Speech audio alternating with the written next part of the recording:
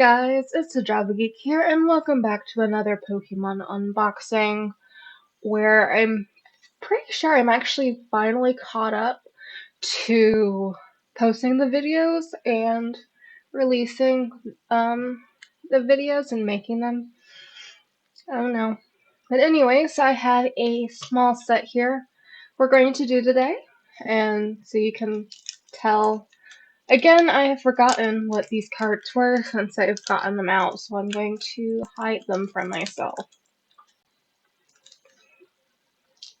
This is kind of difficult, but I think I almost got it. There we go. Right. So let's start off from today. Let's see what we have today. Also, I am selling my extra cards on the game store, blah blah blah. Either way, I'm gonna have it down below as long as my seller name.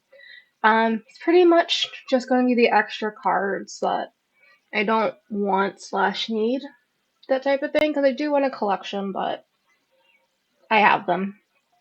Alright, first card is Ferrothorn? Ferrothorn. Looks like in the middle of an action shot. This Pokemon scrapes its spikes across rocks, then uses the tips of its feelers to absorb the nutrients it finds within the stone. I think that description sounds familiar, but I'm not exactly sure how. I think we've had this one before, though. Alright, next. Got it right, you. Now we just need a Pikachu and a Piku. I think that's what the de-evolution of Pikachu is, a Pichu. Either way, its long tail serves as a ground to protect itself from its own high voltage power. Huh. It makes sense, but I didn't know it was its tail was the ground. Alright, next card. Makuhita. I was like, it looks like a fighting Pokemon, because it is. Probably like a martial arts one, maybe?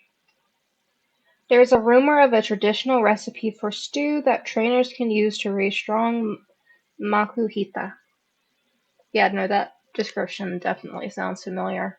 It's been a while since I've unboxed cards, but that sounds very familiar. Alright, next card. A Jinx.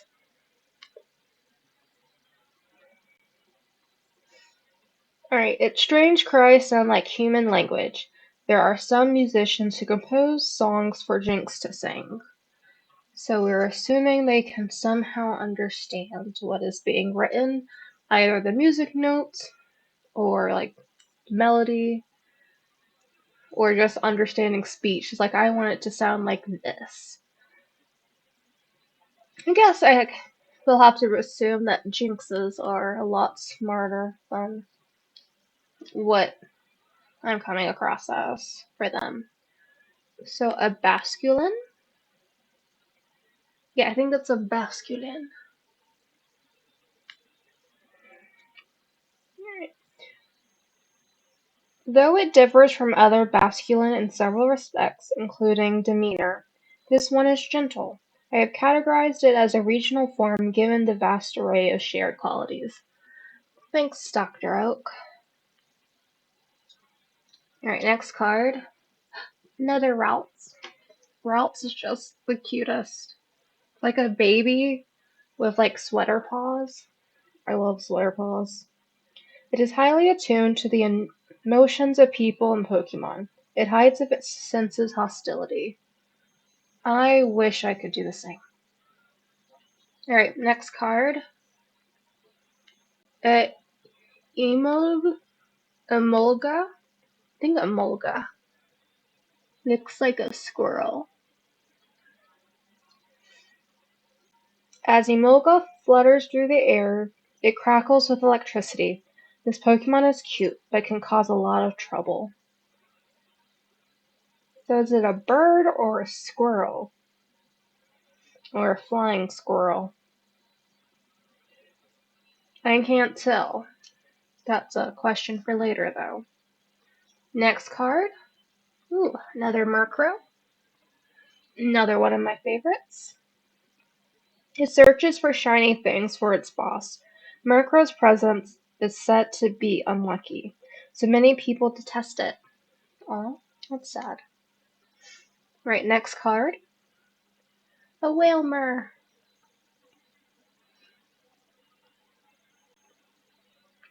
Alright.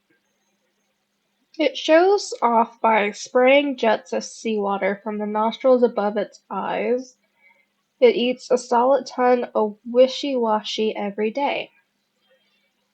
How fast is a wishy-washy's reproduction then? That sounds pretty crazy. Alright, next card.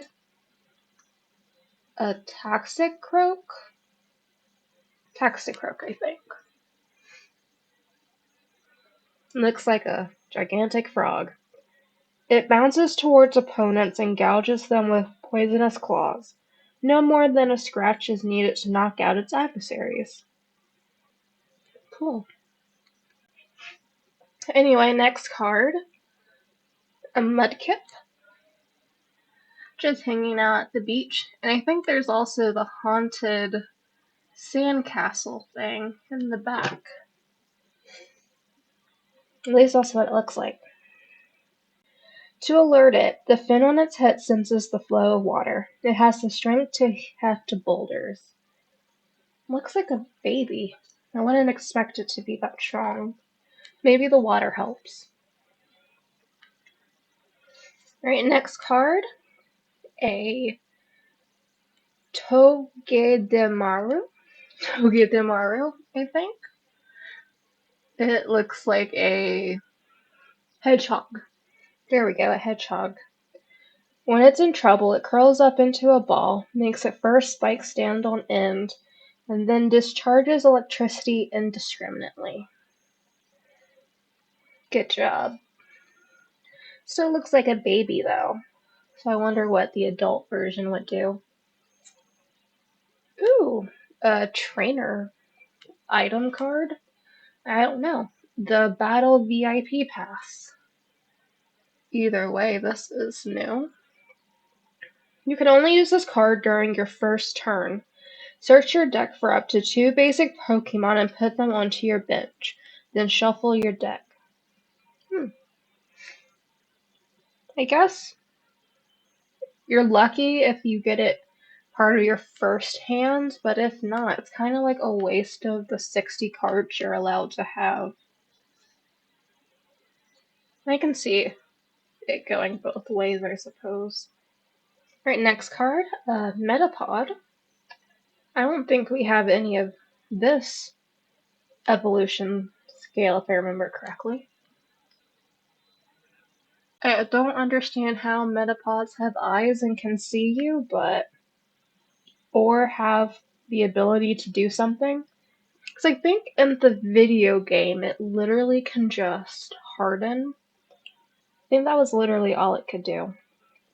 Even though it is encased in a sturdy shell, the body inside is tender. It can't withstand a harsh attack. Yeah, definitely not from something too big. Alright, next card is a Meditite. It is meditating on a hill, maybe. I kind of think it is. It eats just 1 berry a day. By enduring hunger, its spirit is tempered and made sharper. Is it like, I forget the Buddha's real name. Siddhartha? That sounds kind of like him. He just meditated for a really long time without eating, I think. Forget his real name, though. I want to say Siddhartha. I'll have to look it up. Alright, next card. Another item card, a Team Yell towel. Still need to get used to this. Alright, you may play any number of item cards during your turn. Nice. Alright, next card. A Voltorb in the comic kidsy art style. I really enjoy. Usually found in power plants, easily mistaken for a Pokeball, it has zapped many people. I bet. Alright, next card. A Shelder. It looks very angry.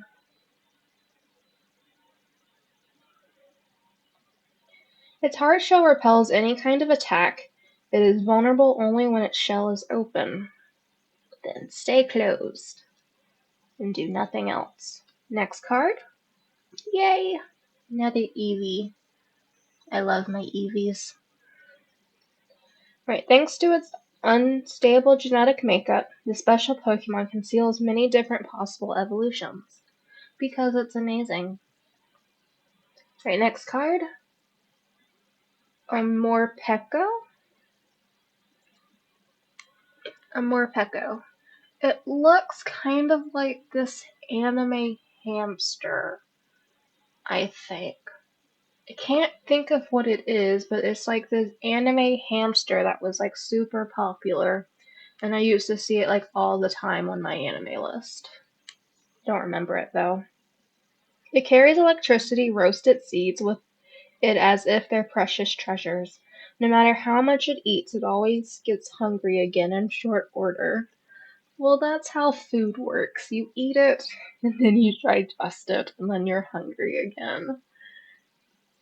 I'm guessing it means it kind of like in a baby way, where they're like somehow always need to eat because it needs to generate so much energy.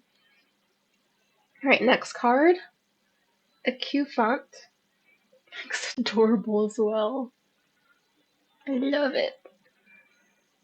It digs up the ground with its trunk. It's also very strong, being able to carry loads of over 5 tons without any problem at all. Okay, probably not a baby then. I do wonder if it does the same thing as like baby elephants, where they don't understand what their trunks are for. So they do like weird things with their trunks. Right, next card.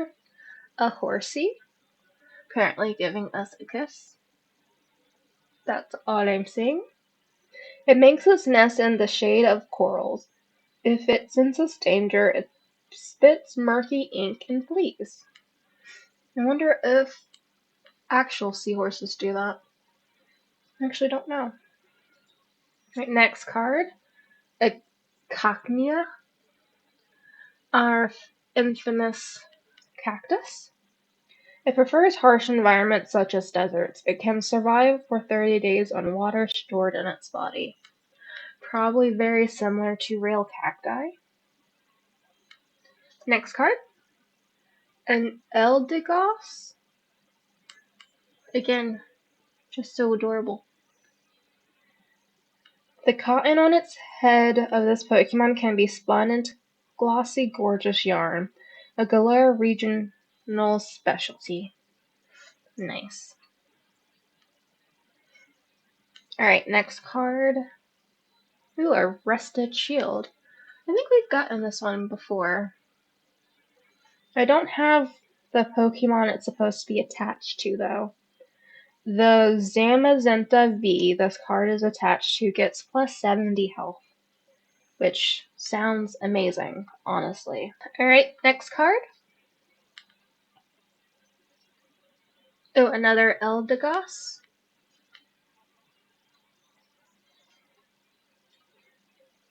A Cramorant. I think that's what it is. Looks kind of like a dodo. This hungry Pokemon swallows Arcuda whole. Occasionally it makes a mistake and tries to swallow a Pokemon other than its preferred prey. Yeah, that's giving me Kevin from Up vibes. I think it might be a dodo then. Alright, next. Another Rusted Shield.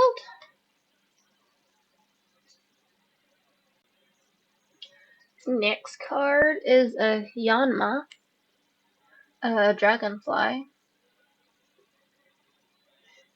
If it flaps its wings really fast, it can generate shock waves that will shatter windows in the area. Well, hopefully it's not doing that all the time, or you can't have any windows. That would suck. Alright, next card is a Chewtle.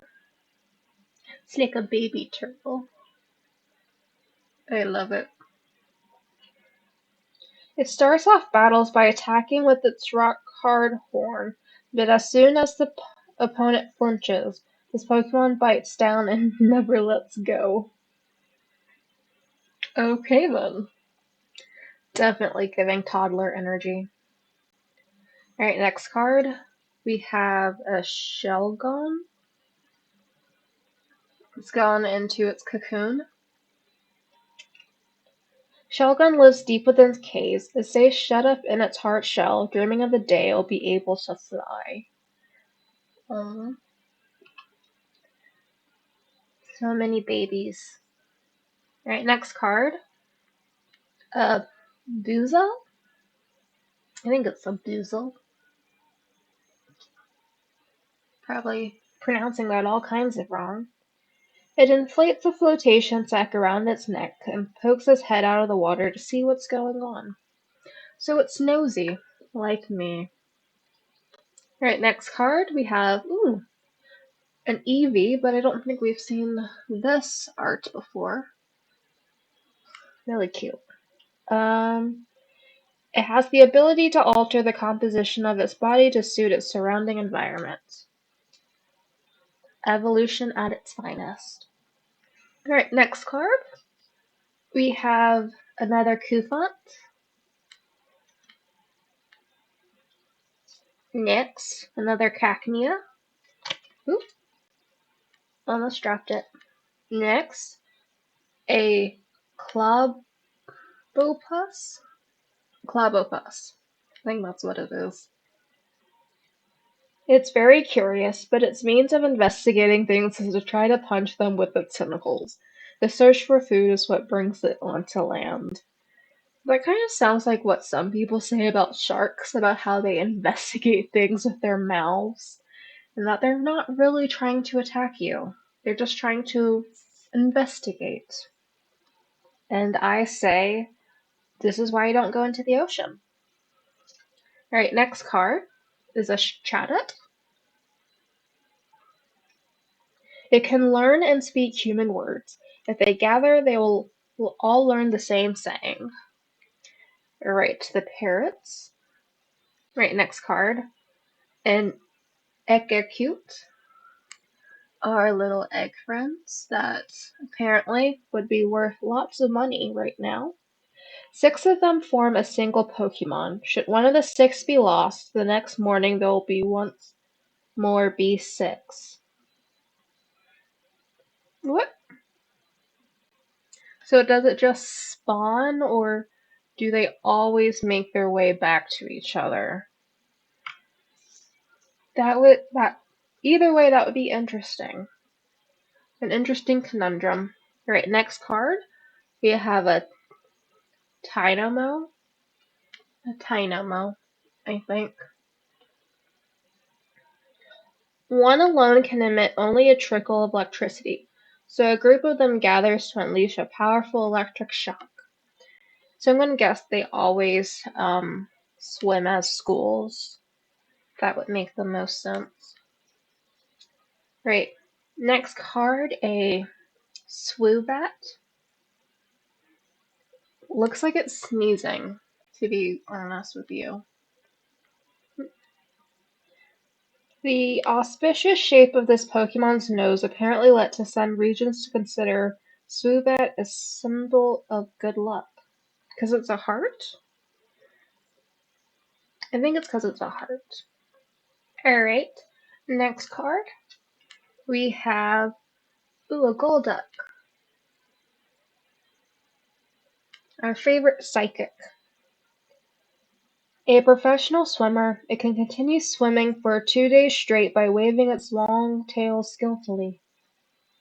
Well, I mean, if it's only moving one part of its body, that doesn't seem too bad, and since it's a duck, can more than likely float as well. So that doesn't sound too bad. I'm also half the time convinced that ducks you see, if they're not moving really fast, are sleeping. Like, if they're just like on the pond and they're like slowly, I think they're napping. That is like my conspiracy theory about ducks, that they're not really doing duck-like things. Right, next card, we have a Hippowdon. It's a hippo. I recognize it's de-evolution, but I'm quite confident I'm not saying this correctly. Hippowdon. When roused to violence by its rage, it spews out quantities of sand it has swallowed and whips up a sandstorm. Yikes. Well, also, ooh, one of its moves discards 2 energies, so it would take 2 turns just to get the Pokemon able to do anything again. That's yikes. Alright, next we have a toy catcher. I don't think I've seen this one either.